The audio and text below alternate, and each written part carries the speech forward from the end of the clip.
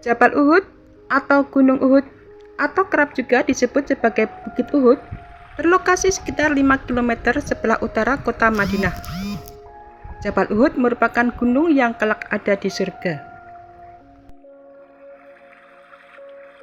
Bagi jamaah umroh atau haji, biasanya akan menyempatkan diri untuk mengunjungi Jabal Uhud atau minimal melihat Jabal Uhud ketika melintas di Madinah. Gunung ini begitu istimewa. Jabal Uhud adalah gunung batu berwarna kemerahan. Ukurannya tidaklah begitu besar. Tingginya sekitar 1050 meter dengan panjang 7 km.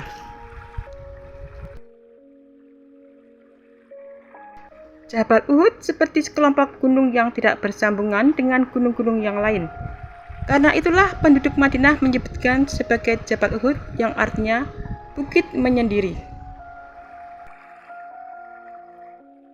Rasulullah Shallallahu Alaihi Wasallam pernah bersabda bahwa Bukit Uhud adalah salah satu dari bukit-bukit yang ada di surga. Hadis riwayat Bukhari. Anas bin Malik menuturkan bahwa Rasulullah Shallallahu Alaihi Wasallam bersabda, sesungguhnya Uhud adalah salah satu gunung yang mencintai kami dan kami juga mencintainya. Hadis riwayat Bukhari dan Muslim.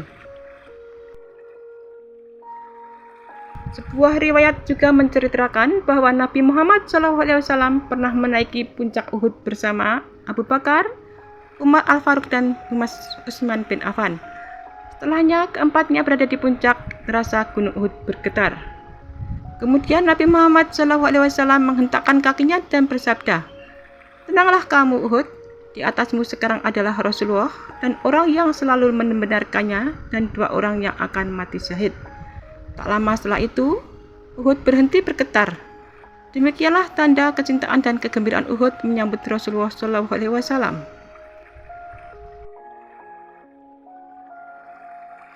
Jabal Uhud menjadi saksi dari perang dahsyat antara kaum muslimin melawan kaum musyrikin.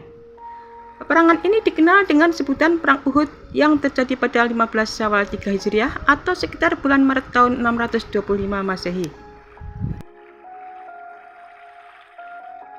Dalam pertempuran tersebut gugur 70 orang syuhada, di antaranya Hamzah bin Abdul Muthalib, paman Nabi Muhammad SAW. Makam para syuhada Uhud terletak di antara Gunung Uhud dan Bukit Rumat. Sewaktu terjadi banjir di Madinah, maka 70 orang syuhada perang Uhud itu ikut dilanda banjir. Setelah banjir surut, jenazah para sahabat pun akhirnya terlihat keluar makam. Istimewanya, jasad jenazah masih dalam keadaan utuh, bahkan darahnya masih mengalir dan jasadnya berbau harum. Jenazah para sahabat kemudian dimakamkan kembali seperti semula, tetapi tidak lagi diberi nama-nama pada nisan tersebut, kecuali jenazah paman Rasulullah SAW yaitu Hamzah radhiyallahu anha, karena dikenali dari luka di bagian dadanya dan memiliki postur badan yang tinggi besar. Jenazahnya masih berdarah dan harum. Bahkan tangannya masih memegang luka akibat terkena tombak dan luka ini masih keluar darah walaupun sudah beberapa ribu tahun dimakamkan. Kemudian ada juga jenazah Abdullah bin Jasra yang makamnya diberi nisan karena dikenali dari telinga dan hidungnya yang terpotong akibat diikat benang. Kedua orang inilah yang sekarang nisannya ada di Uhud. Hamzah bin Abdul Muthalib radhiyallahu anha, sahabat sekaligus paman Rasulullah SAW, adalah orang yang mati syahid saat perang Uhud. Jasadnya tidak mengalami pembusukan dan masih utuh. Sebelum makamnya dipindahkan karena dilanda banjir, pernah juga sebelumnya makam ini dipindahkan oleh sang anak Jabir bin Abdillah. Jabir bin Abdillah bercerita, menjelang perang Uhud, ayahku memanggilku pada malam hari dan ia berkata, aku merasa akan menjadi orang yang paling pertama gugur di antara para sahabat Nabi Shallallahu Alaihi Wasallam. Sungguh aku tidak meninggalkan sesuatu pun yang lebih kusayangi selain engkau, di samping Nabi Muhammad SAW. Sesungguhnya aku memiliki hutang, maka lunasilah dan bersikap baiklah kepada saudara-saudara perempuanmu. Keesokan harinya saat perang Uhud, ia pun menjadi orang yang pertama gugur. Ia dimakamkan bersama orang lain dalam satu lubang kubur. Tetapi hatiku merasa kurang nyaman membiarkan ayahku satu lubang kubur bersama orang lain. 6 bulan kemudian aku membongkar makamnya dan mengeluarkannya. Jasadnya masih tetap utuh sama seperti pertama kali aku menguburkannya. Hadis riwayat Bukhari. Petikan hadis di atas membuktikan di mana ayah Jabir radhiyallahu anha terbunuh dalam perang Uhud dan ketika 6 bulan kemudian makamnya dibongkar, maka jasadnya tetap utuh. 6 bulan adalah waktu yang lama di mana tubuh mayat seharusnya sudah hancur. Inilah bukti dari kekuasaan Allah Subhanahu wa taala. Allah menjanjikan surga bagi para syuhada yang berperang membela agama Islam. Bahkan jasadnya pun dijaga dan mendapat perlindungan. Masya Allah. Jabal Uhud bukan gunung biasa. Jabal Uhud syarat akan nilai dan makna spiritual dan sejarah. Ada yang menyebutnya bukit, ada yang menyebutnya gunung. Secara harfiah, Jabal merujuk kepada kata gunung. Jabal Uhud sendiri memiliki tinggi sekitar 1050 meter. Lokasinya setara 4,5 km di sebelah utara kota Madinah, Arab Saudi. Panjangnya 7 km dan terdiri dari batu-batu granit, marmer merah dan batu-batu mulia. Jabal Uhud sendiri memang tampak seperti gunung yang menyendiri, tidak tersambung dengan gunung lainnya. Karena itu nama Jabal Uhud diberikan yang berarti gunung yang menyendiri.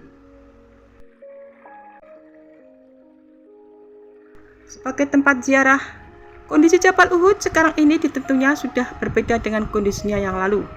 Kini para jamaah yang datang umumnya hanya sampai ke Gunung Arimah. Di lokasi ini juga terdapat makam syuhada Uhud. Lokasinya dibakari secara rapat. Selain itu dilapisi kaca plastik tipis sehingga tidak bisa dilihat terlalu jelas di dalamnya. Tempat ini merupakan pemakaman bagi 70 sahabat Nabi Muhammad yang gugur pada pertempuran Uhud. Dalam lembah yang berada di kaki Gunung Uhud, pernah terjadi sebuah perang dahsyat antara kaum muslimin yang berasal dari Madinah yang dipimpin Nabi Muhammad SAW dengan kaum musyrikin Quraisy dari Mekah. Soal jumlah pasukan kaum muslimin yang ikut berperang sangat timpang. Awalnya ada 1000 orang, tetapi ada sejumlah orang-orang munafik yang ikut perang tersebut mengundurkan diri dan kembali ke Madinah.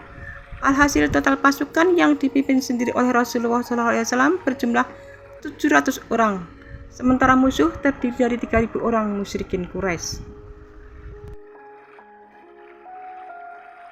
Terjadilah pertempuran hebat dalam peperangan tersebut. Kaum muslimin sebenarnya telah mendapatkan kemenangan dan kaum musyrikin pontang-panting. Namun para pemanah yang berada di atas Gunung Arimah tergoda melihat barang-barang berharga yang ditinggalkan oleh kaum musyrikin tersebut, dan akhirnya para pemanah ini meninggalkan posisinya. Mereka turun dari bukit hingga lupa pesan Rasulullah SAW agar mereka tidak meninggalkan bukit tersebut.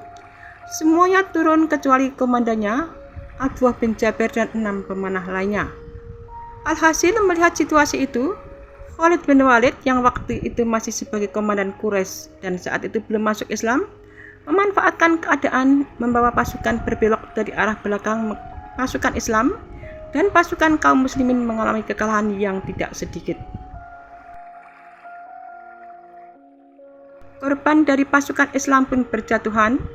Perang ini menggugurkan 70 sahabat Nabi termasuk 7 pahlawan Uhud. Yang paling membuat Rasulullah SAW terpukul dan sedih adalah gugurnya sang paman Hamzah bin Abdul Muthalib. Ada beberapa keutamaan Jabal Uhud.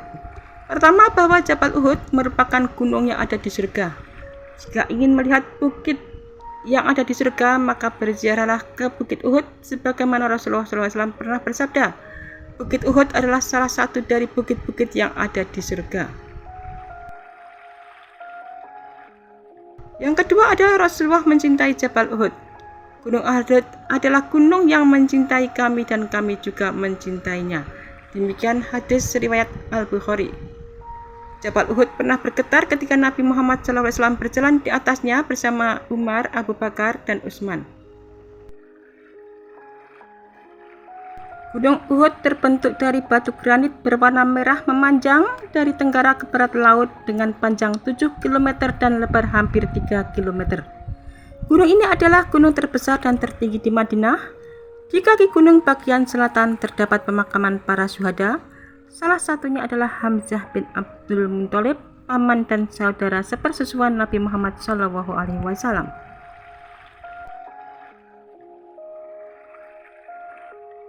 Merupakan gunung yang menyimpan sejarah penting dalam Islam karena menjadi saksi perjuangan Rasulullah SAW dan para sahabat dalam menyebarkan ajaran Islam. Gunung ini menjadi tempat terjadinya perang Uhud yang melibatkan antara kaum muslimin dengan kaum kafir Quraisy.